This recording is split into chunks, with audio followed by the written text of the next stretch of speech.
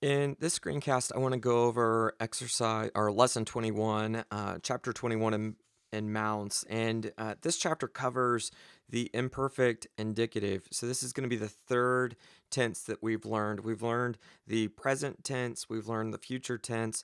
This screencast is going to cover the imperfect tense. And so this is one of two past tense ideas in Greek. The other is the aorist tense. We'll see that in Mounce chapter 22. But just a little bit more about the imperfect tense. The imperfect tense describes a progressive action, and so it puts you right there in the middle of the action. And it represents a past time. And so, with this progressive idea, the past time, we're going to translate this I was loosing. So, eluan, which is our first person singular imperfect active indicative form, we're going to translate it with the was, this past tense form of to be with the participle ing. I was ing. And so I was loosing. So it's a little bit different than what we would anticipate with our normal pastime idea with I loosed with the ed.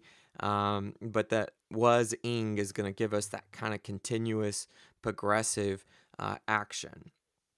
The imperfect tense is going to be based on our secondary endings. And so that's on the right hand of this. So the n, s, and then that third person singular doesn't have an ending. And then men, ete, and then n. And so our imperfect active forms are going to be eluan, elus, eluin, eluamen, eluete, eluan. And so note that your first person singular, your third person plural, they have the same endings. And so you're going to have to determine which you're dealing with based on context. And then our middle passive endings are main, sa, ta, metha, estha, nta. And so how that works out is elumain, elu, elueta, eluamatha, eluestha, eluanta.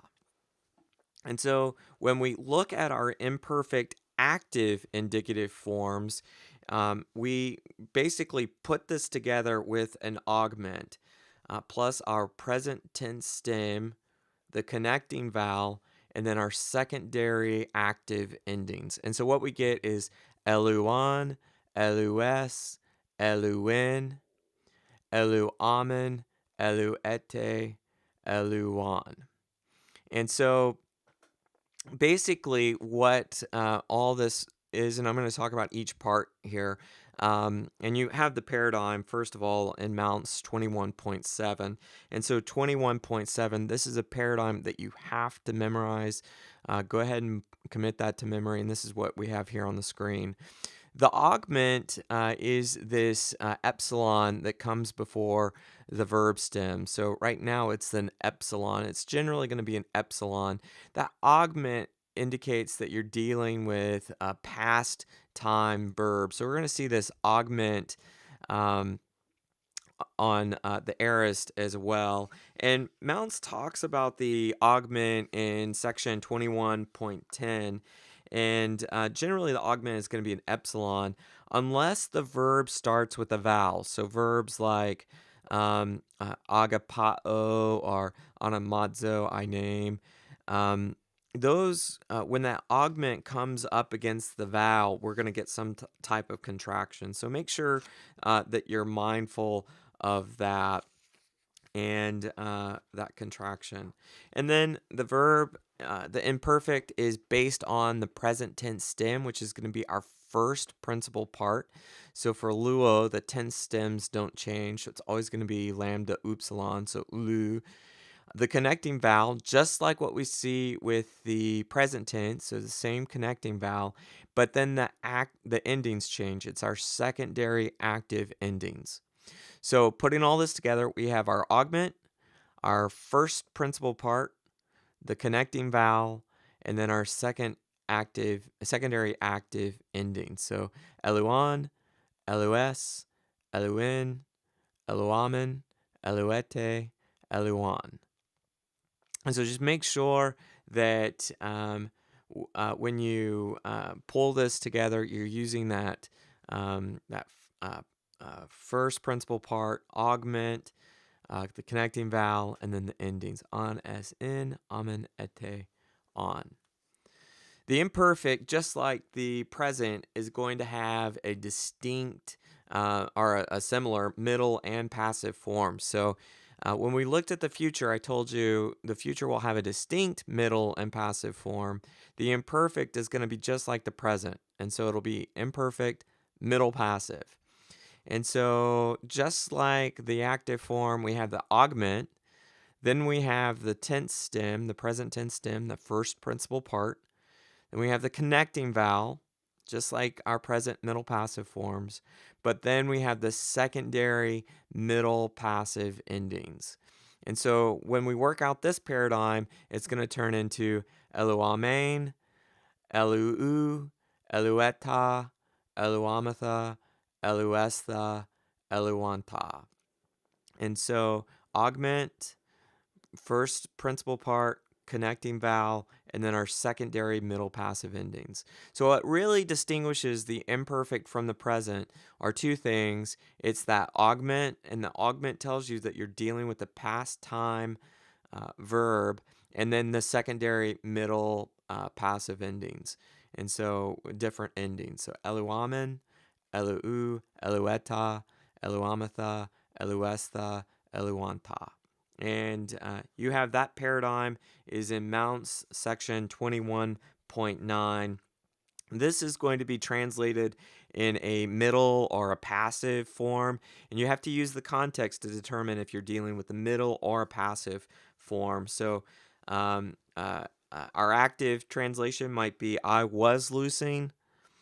The past time idea would be I was being loosed. And so that action is coming back onto the subject.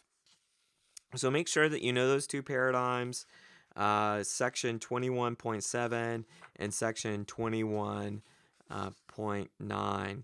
And then also know how this can impact your contract verbs. And so just skim through section 21.22 to look at how that paradigm looks with imperfect verbs, contract verbs, and then also a me. You need to memorize a me, which is on section 21.3. So that's it for this section, but I want to dig into a little bit more detail on the imperfect. So first is this second person singular. So we have a similar situation with our second person singular as we saw with the second person singular present active form.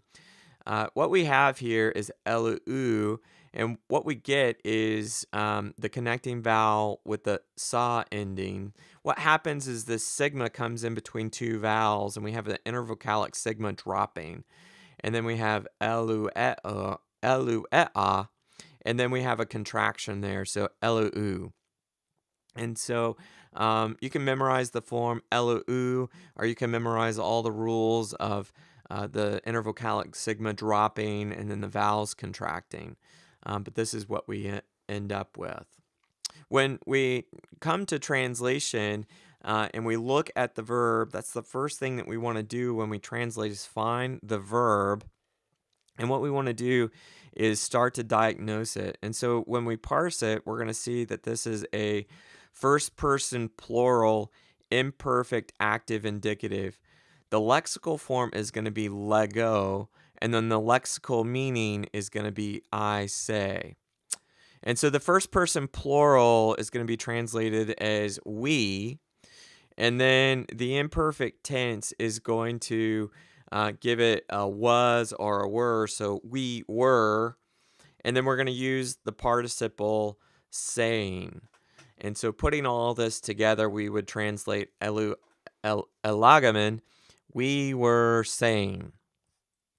And so this continuous idea, we were saying, can express a bunch of different types of action. And so here's some various ways that it can be translated. And this is in Mounce's advanced exegesis section on page 193. First of all, it can have kind of a progressive or a durative idea. And so this is Matthew 8:24. And behold, there arose a great storm on the sea, so that the boat was being covered with waves, but he was sleeping. And so this idea of the imperfect kind of draws you into the narrative, and you can see Jesus asleep as the boat is rocking back and forth at the stern of the boat. It can have an inceptive or an ingressive idea, so it can describe something that's at the start. And so this is Matthew 5:1 and 2. When Jesus saw the crowds, he went up on the mountain, and after he sat down, his disciples came to him, and he opened his mouth, and it had asken altus, saying, he began to teach them. And so the semantic clue here in this passage is that he opened his mouth. And so we start to see that he's beginning to teach them. And so it focuses on the starting point of the action. It can have a customary idea. So in Matthew 26:55, every day at Kathatzamain in the temple, and you did not see me. Every day I was sitting, or it was my custom to sit. And so, this characterizes a customary action of Jesus every day. And then lastly, it can have an iterative or an over effect. For she alleging to herself, if I only touch his garment, I will get well. And so it kind of describes this action that she said over and over and over repetitively. If I only touch his garment, I'll get well. You can almost hear her saying that to, her friends and to herself as she's approaching Jesus. If I only touch his garment, I will get well. And so there's this idea, various ways that the imperfect can be used. And we'll talk more about that in NT 103. But for now, just memorize those paradigms that we saw, particularly the Luo paradigm in section 21.7 and 21.9. And it will serve you well on exams and quizzes coming up.